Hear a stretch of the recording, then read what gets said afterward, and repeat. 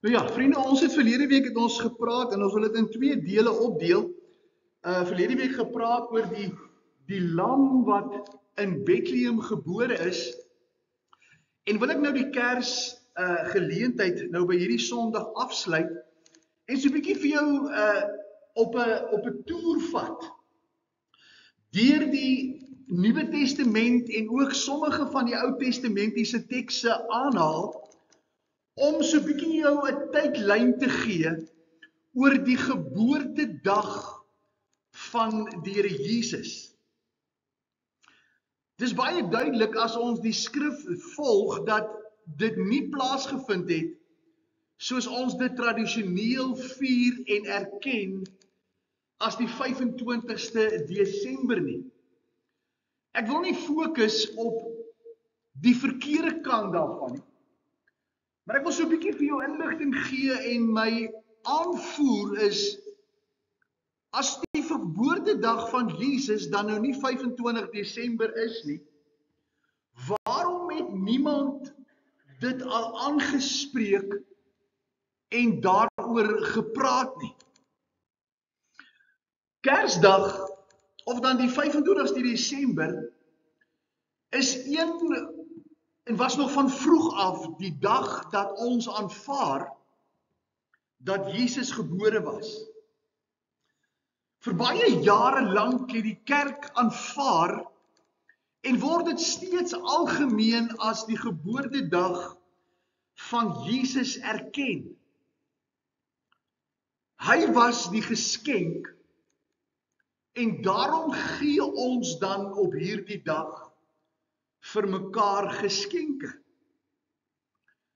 Groot was my verbasing om in ander bronne te lees wat die 25ste Desember assosieer met in die noordelike halfrond met die heidense fees van Saturnalia of dan sonsaanbidding. Wanneer die noordelike halfrond in die middel van sy winter is en dan die somer dan besig is om in die noordelike halfrond of die kering dan te kom van winter na lente na somer. En is hierdie dag dan eenkant gesit en ons gaan so 'n bietjie vinnig daarby stil staan sonder om by die negatiewe te fokus. Ek wil nie aan die duiwel eer gee vir dit waarmee ons besig is nie. Maar dis interessant en belangrik as u nou gaan sien waarom die duiwel gesorg het dat ons hierdie dag so half lukraak neem en hy ons in 'n gewoonte indruk wat ons dinge doen wat ons nie eintlik weet waarom ons dit doen nie. Baie menings is hieroor gebied dat die geboorte van die son, soos wat dan die lente nou gebeur, in die noordelike halfrond, hulle dan nou na die ooste toe draai en die opkomende son of die geboorte van die son dan herdenk. En as jy nou na die noordelike halfrond kyk in die gebeure rondom Kersfees, jy dit baie sal sien as 'n subtiele manier om Kersfees te koppel aan die geboorte, maar eintlik het dit 'n baie ander doel.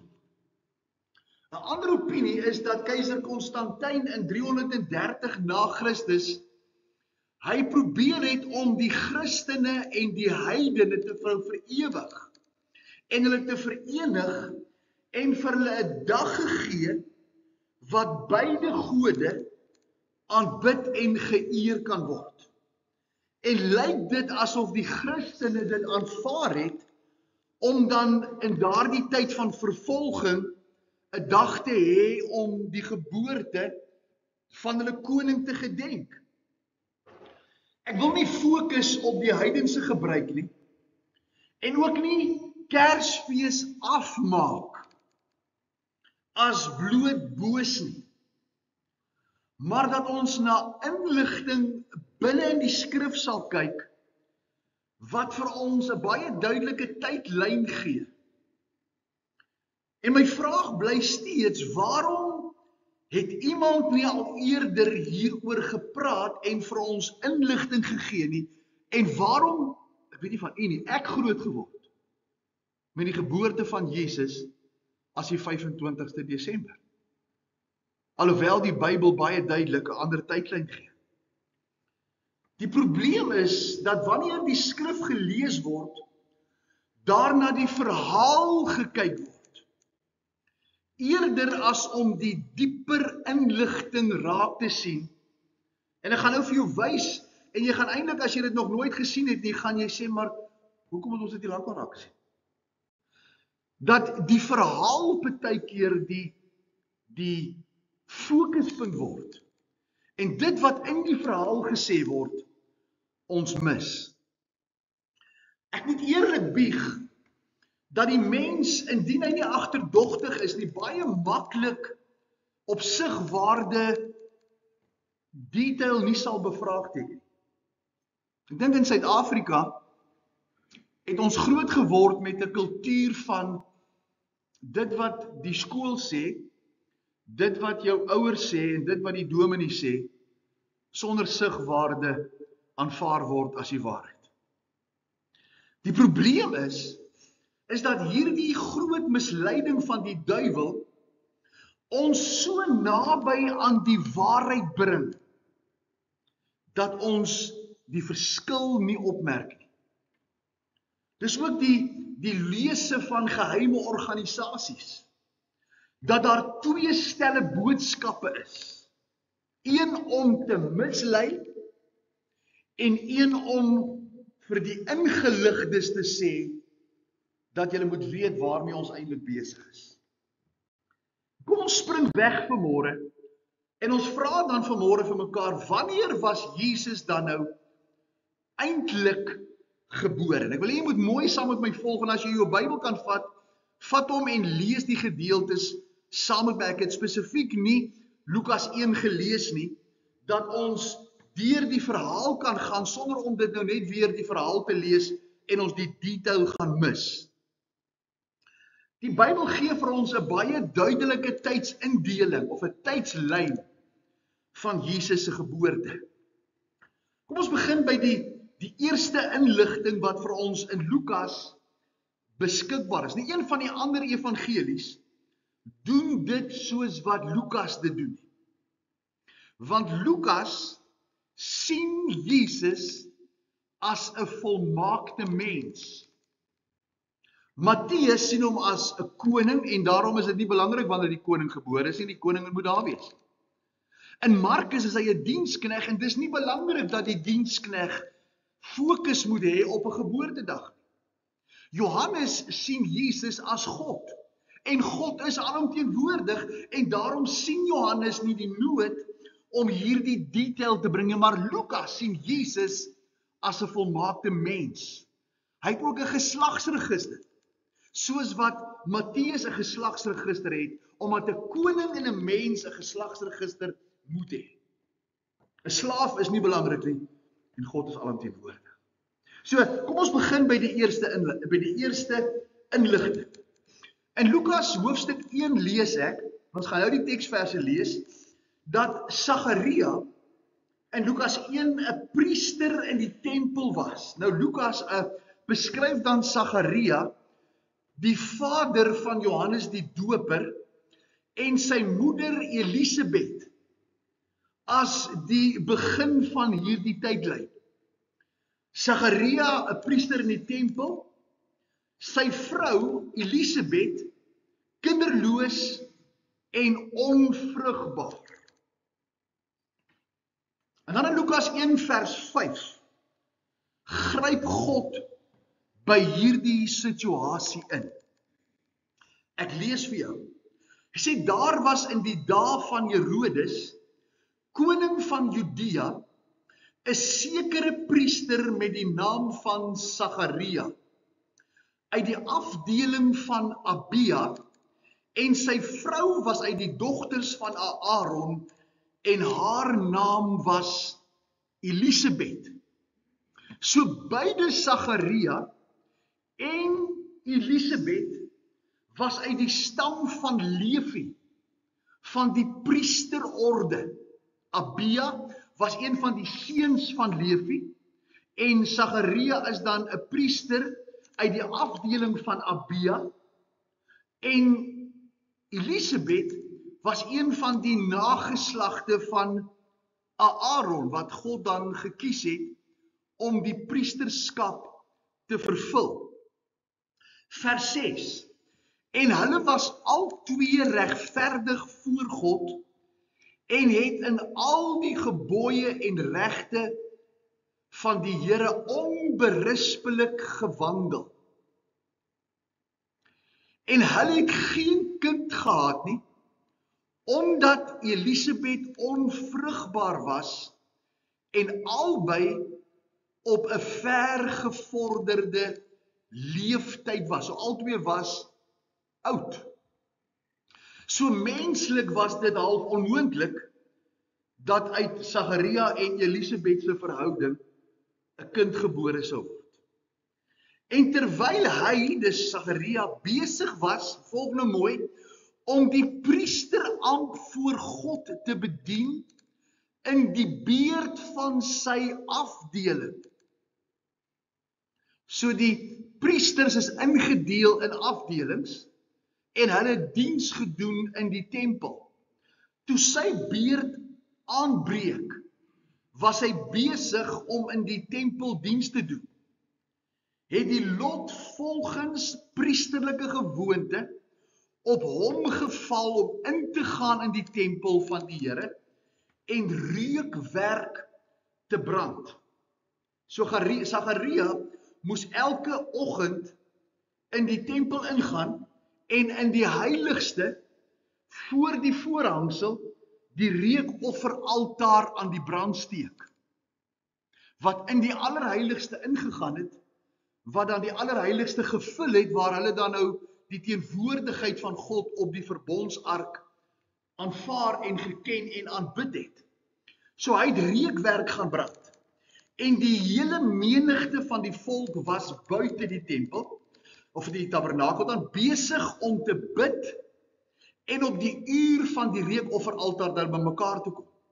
Toe verskyn daar aan hom 'n engel van die Here, wat aan die regterhand van die reukofferaltaar staan.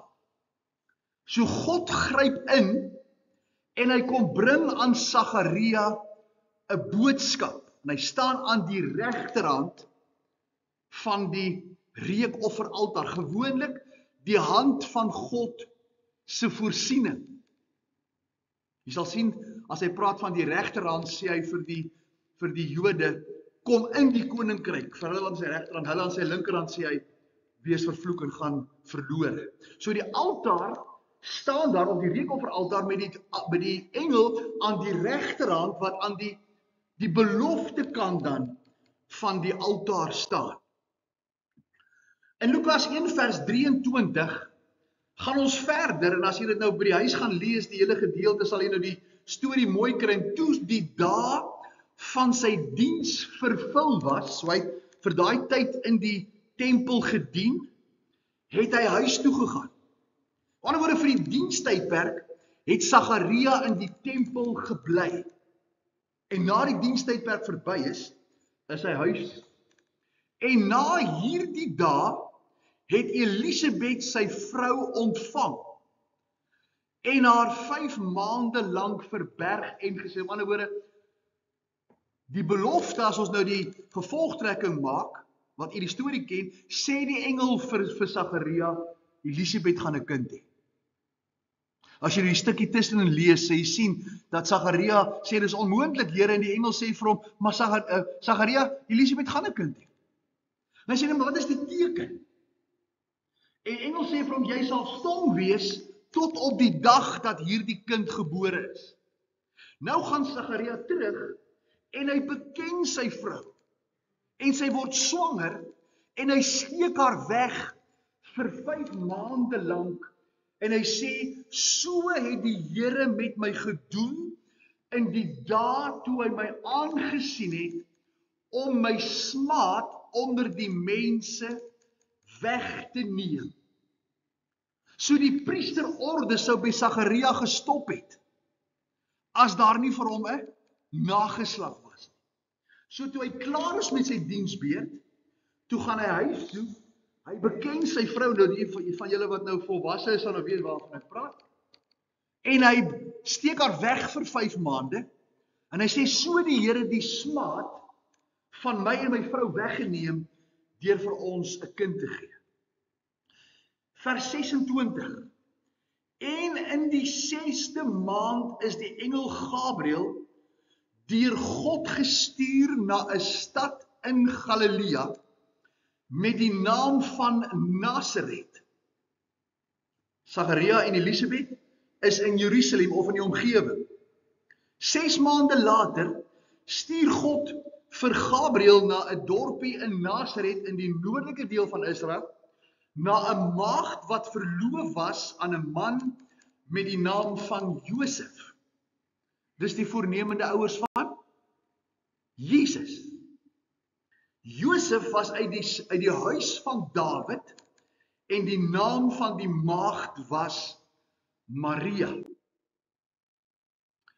En dan ken jy die storie waar die engel vir Maria sê, jy gaan 'n seun baar, jy moet hom Jesus noem, want dis hy wat sy volk van hulle sondes verlos. Josef en Maria is in die huwelik verbind volgens kontrak, maar volgens die Joodse tradisie was hulle nog nie by mekaar nie. En die engel sê vir Maria, jy sal 'n seun baar en jy sal deur God hierdie seun gegee word, sodat Josef nie die aardse vader van Jesus sou wees nie, omdat die Messias nie uit 'n mens gebore kon word. Jy ken nou die storie. So wanneer vers 5 bied ons vir Sagaria se rol en orde in die priesteramp. En as ons vinnig na die Ou Testamentiese instelling kyk om dit vir jou te verduidelik, die volgende.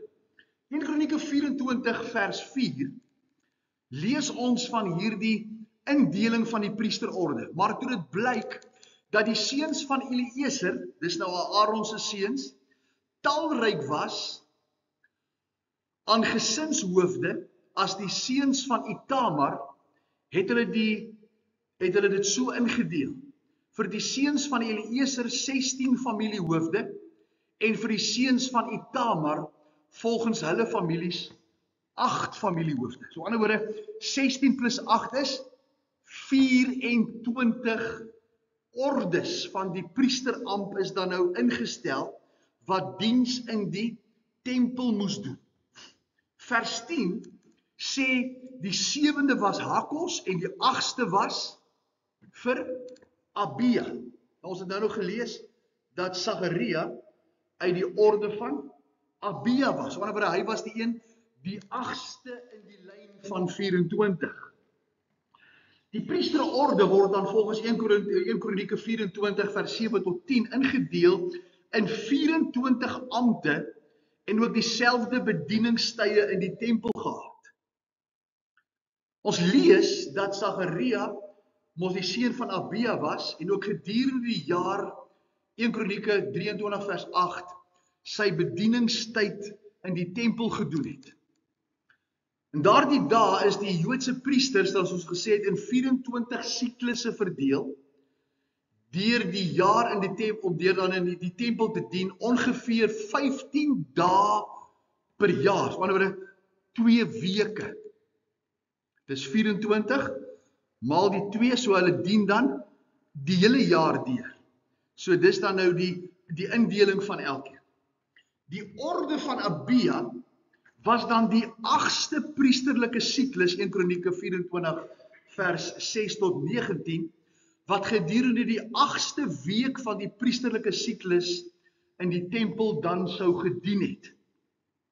Die 8ste week, as ons nou begin tel, onthou nou laasweek het ons gesê, dat Moses sê vir die volk, dat die slag van die Paaslam, die begin van die weke van die Joodse kalender moet wees, die maand Nisan.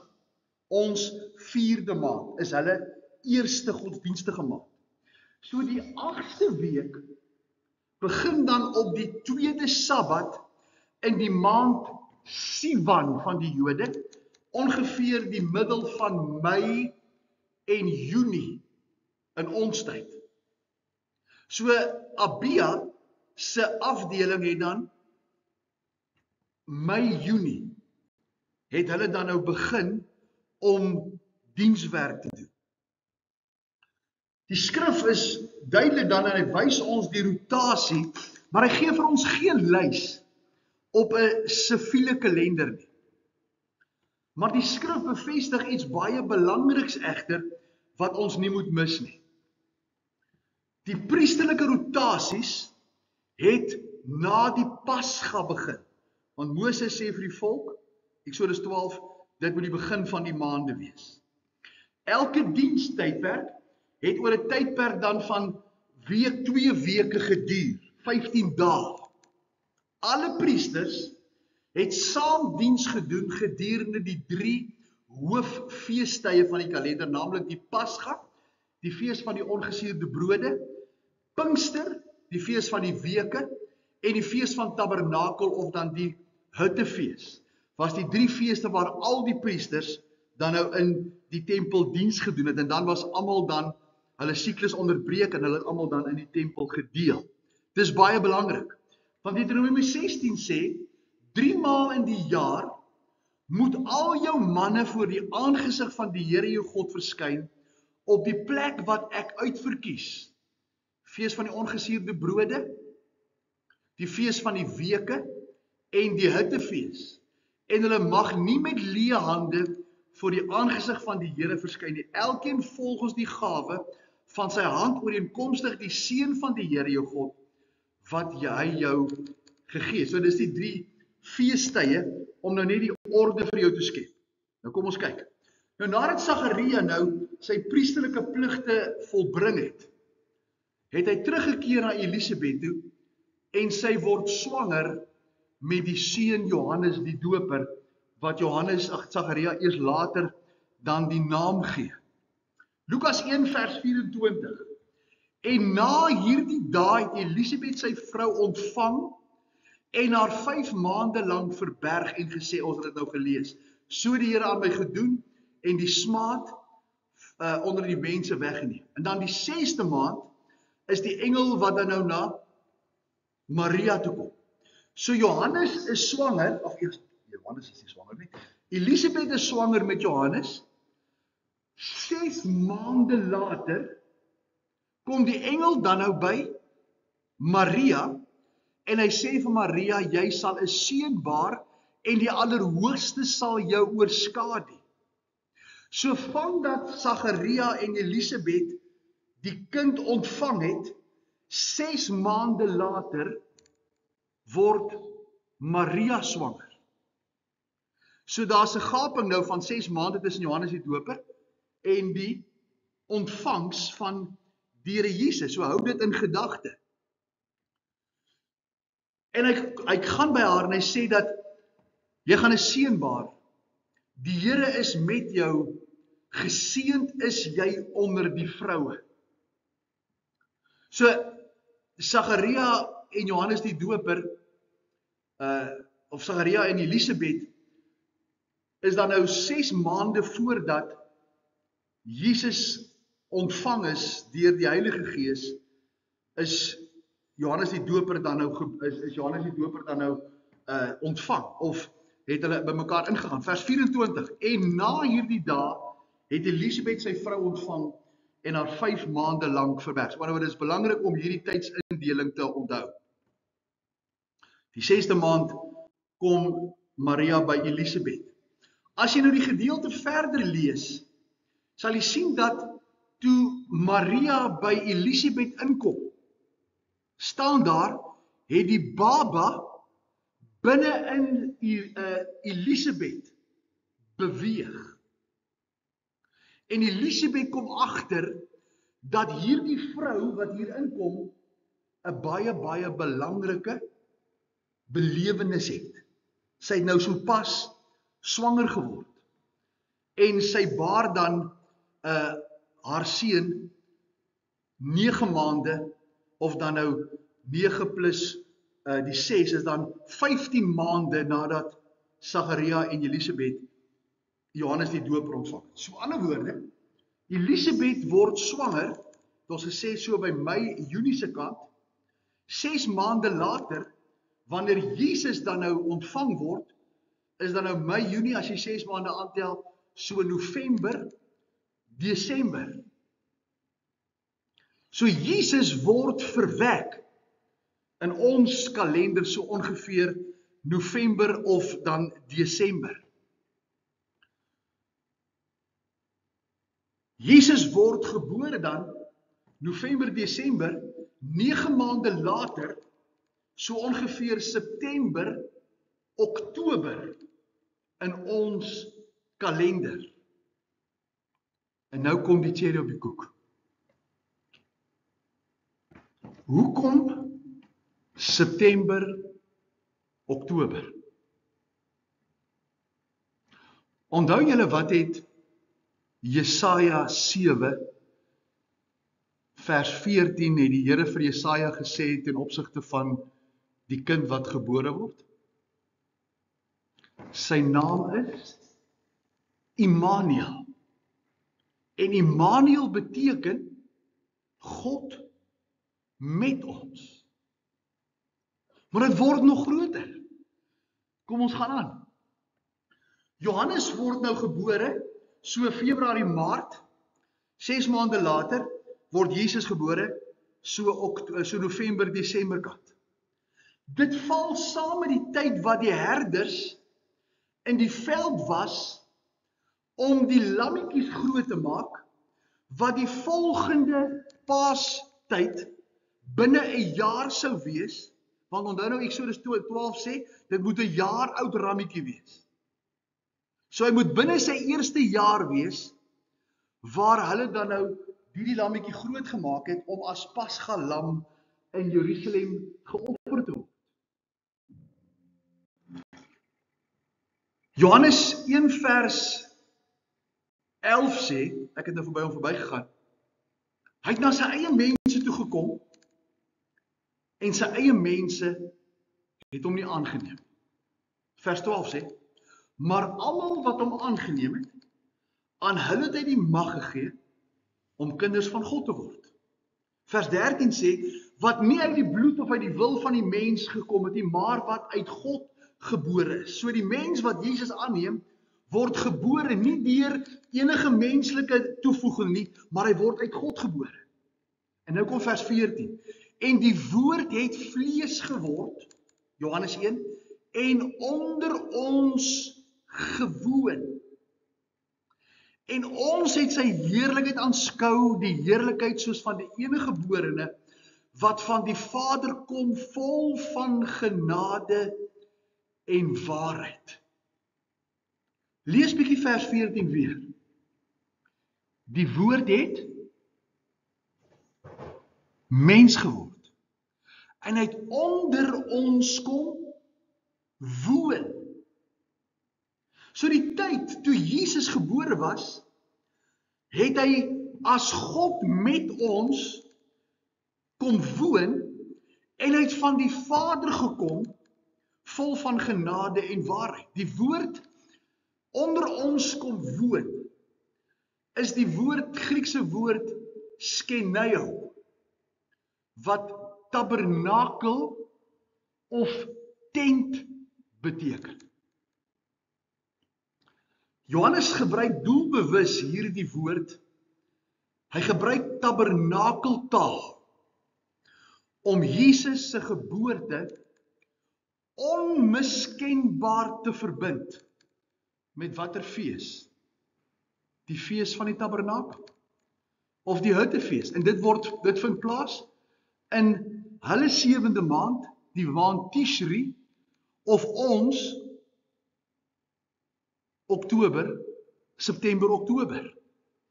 Dit harmoniseer met God se verlossingsplan. Want in Eksodus 29 vers 44 lees ons, so sal ek dan die tent van samekoms en die altaar heilig. Ek sal Aaron en sy seuns ook heilig, om vir my die priesterskap te bedien. So die tabernakel en later die tent word die plek waar God onder sy mense kom woon. En wanneer vier die Jode die fees van die tabernakel? Vers 45, en ek sal onder die kinders van Israel woon en vir hulle 'n God wees. En hulle sal weet dat ek die Here hulle God is, wat hulle uit Egipte land uitgelei het, om in hulle midde te woon. Ek is die Here julle God. Openbaring 21 vers 3 lees ons en ek het 'n groot stem uit die hemel hoor sê, kyk, die tabernakel van God is by die mense, en hy sal by hulle woon, en hulle sal sy volk wees, en God self sal by hulle wees as hulle God. Nou wat is die fees van die tabernakel of die hittefees? Dit vind plaas dan, soos ek gesê het, Tishri, die 7de maand, September, Oktober. Die feestyd van die hitte of die tabernakelfees was die tyd waar die volk vir 7 dae in hitte moes woon, om hulle omswerwinge in die woestyn te herdenk. Levitikus 23 vers 42. 7 dae lank moet julle in hitte woon. Almal wat in Israel gebore is, moet in hitte woon, sodat julle geslagte kan weet dat ek die kinders van Israel in hitte laat woon, toe ek hulle uit Egipte land uitgelei het. Ek is die Here, julle God. Onthou dat die Here vir Moses gesê het, dat die maand Nisan, of dan ons Maart, April, die eerste van die maande wees waar die Pasga lam geslag is. En vandaar was die volk uit, en ontvang hulle die wette, en die Here sê vir hulle, julle moet die hittefees hou, en julle moet daaraan dink dat ek julle uit Egipte uitgehaal het. Volgens die Bybelse kommentator Adam Clarke, was dit tradisioneel dat die Jode van die lente tot vroeg Oktober hulle skape na die veld toe gestuur het. So anderwoorde, dit val ook saam met die tyd dat Jesus in Bethlehem gebore is. Soos die kouer wintermaande begin het, sou die troppe van die veld af terugkeer vir die beskerming van die warmte, en as daar nie terug kon keer nie, soos ek laasweek gesê het, is hulle binne in die grotte rondom die Judeese woestyn ingesit. Aangesien die herders steeds hulle kuddes in die veld rondom Bethlehem opgepas het, kan ons aflei dat die engel die nuus van Jesus se geboorte nie later as Oktober aan hulle kon verkondig het. Want dis nou, ons Oktober word nou ons somertyd, maar dit word hulle wintertyd. So wanneer dit kouer word, kon die skape nie in die veld gewees het. Kom ons kyk na iets anderster, as ons na die mense kyk wat regeer het. Die regeringstyd van Herodes, en ook die tyd van die inskrywing deur keiser Augustus, gee vir ons 'n aanduiding. Matteus 2 vers 1. En toe Jesus te Bethlehem in Judea gebore is, in die dae van koning Herodes, het daar wyse manne uit die ooste in Jerusalem aangekom. Daardie tyd was 'n bevel uitgegee in Lukas 2, deur keiser Augustus, dat die hele wêreld ingeskryf moes word. Hierdie inskrywing het plaasgevind toe Cyrenius goewerneur van Sirië was, en almal is dan nou na hulle stad toe. Dawid uit die stad van Bethlehem, uit die stam van Juda. En as ons na die wyse manne uit die ooste kyk, of die ster uit die ooste kyk, lees ons in Matteus 2 vers 1, toe Jesus dan gebore is, het hierdie wyse manne gekom uit die ooste gesê, waar is die koning van die Jode wat gebore is? Want ons het sy ster in die ooste gesien en gekom om hom hulde te bewys. As ons die herders onder die soeklig sit, dan lees ons in Lukas 2 vers 8, daar was herders in dieselfde landstreek, wat op die oop veld gebly het, en in die nag oor hulle skape wag gehou het, wat nie Desember maand kon wees, want dis in die middel van die winter, van die noordelike halfrond. En dan sou dit al te koud gewees. Op 'n ander woorde, hierdie geboorte sou vroeër moes gewees het. Die woord waghou dui aan dat hulle dag en nag met hulle vee in hierdie gebiede gebly het, wanneer dit geskik was vir hulle om daar te kon wees. Dit het baie keer selfs in die heuwels rondom Bethlehem in die winter gesneeu, en daarom kon dit nie in Desember gewees het.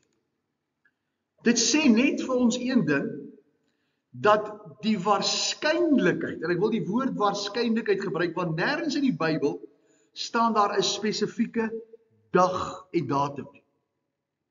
Die waarskynlikheid is dat dit nie in die wintermaande sal wees nie, en dat dit voor die reëntyd in April moes wees. So enige tyd dan van Oktober tot dan April, waar dat dit nou kan wees.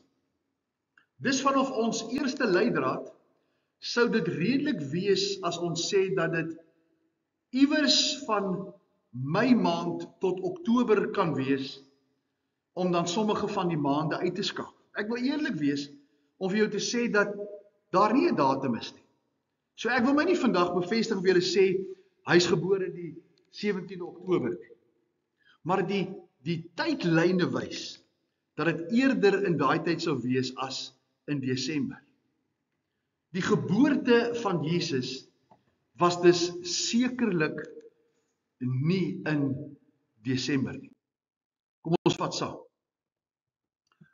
Wanneer ons na al die Bybelse data kyk wat vir ons agtergelaat is, dan is daar een ding wat vir ons gesê word. Johannes die Doper is laat in Junie verwek. Jesus is 6 maande later, ongeveer November, Desember verwek.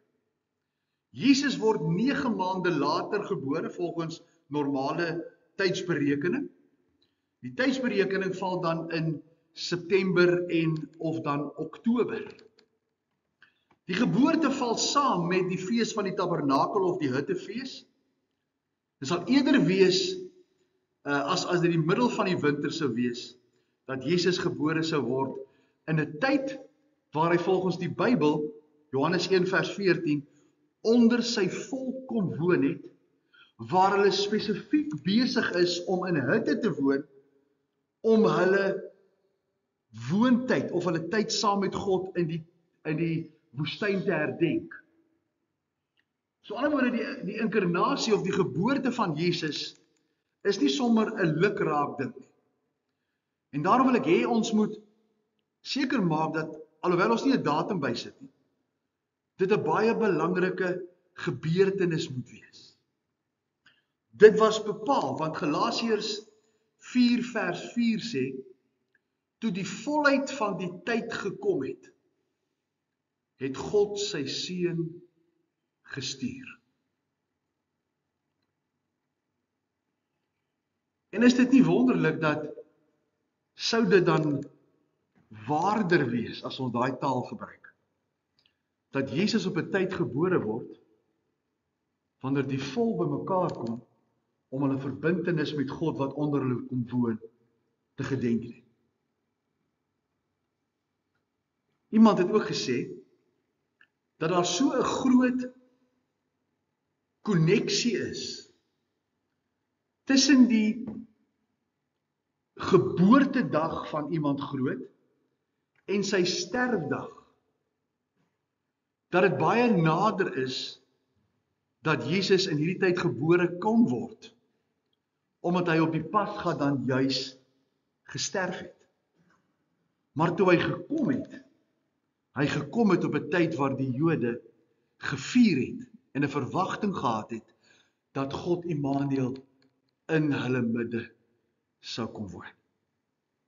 So, my mening, definitief nie 25 Desember nie, maar as ons na die data kyk, dan kan dit eerder September, Oktober wees. So jy is nie verkeerd, en jy is nie heidens, of jy aanbid nie die son, as jy 25 Desember as die geboorte van Jesus herdenk nie. Maar as ons eerlik na die Bybel moet kyk, dan kan dit nie 25 Desember wees nie. Omdat die tydlyn vir ons 'n ander datum gee. Maar ek wil hê jy moet verstaan dat ek nie vanmôre vir jou sê dat jy heidens is en die son aanbid as jy 25 Desember die geboorte van Jesus herdenk. Die feit van die saak is dat hy gekom het om te sterf, dat ek en jy gered kan word. En dat sy geboorte die grootste geskenk is wat ek en jy kon ontvang. En dat jy daardie geskenk in geloof moet aanneem. Dat hy sy tent in jou hart sal kom opslaan en by jou kom woon. Kom ons buig ons harte en dan bid ons saam. Here, baie dankie vir dit wat ons saam kon geniet. Dankie dat ons nie vanmôre hel toe gaan as ons die 25 Desember u geboorte herdenk nie. Maar Here, dat ons nie sommer lukraak wil inval by planne wat die bose het om al die gode een God te maak, as Konstantyn se weergawe waar is nie. Here, ons wil u aanbid as die enige God. Die God wat nie gebore word gedurende 'n tyd wat aan ander gode geëer word. En Here, as dit ook sou wees dat alles verkeerd is en ons dan die Bybel verkeerd lees, en u dan op 25 Desember gebore was, dankie dat u gebore is. Maar dankie dat ons die waarheid en die egtheid van die skrif kan verstaan. En met ons menslike redenasie hierdie berekening kan maak, sonder dat dit enige saligheidswaarde vir ons het. Here, u is gebore, u het gesterf, u is begrawe, u het opgestaan. En ons aanbid u vir dit. Kom woon in ons harte. Kom slaan u tent op in ons midde. En keer tog, Here, dat ons nie in 'n ander tent wil bly, as in die tent wat u gekes het, dat ons een kan wees nie. Ons aanbid u, en ons dank u, in Jesus se naam. Amen.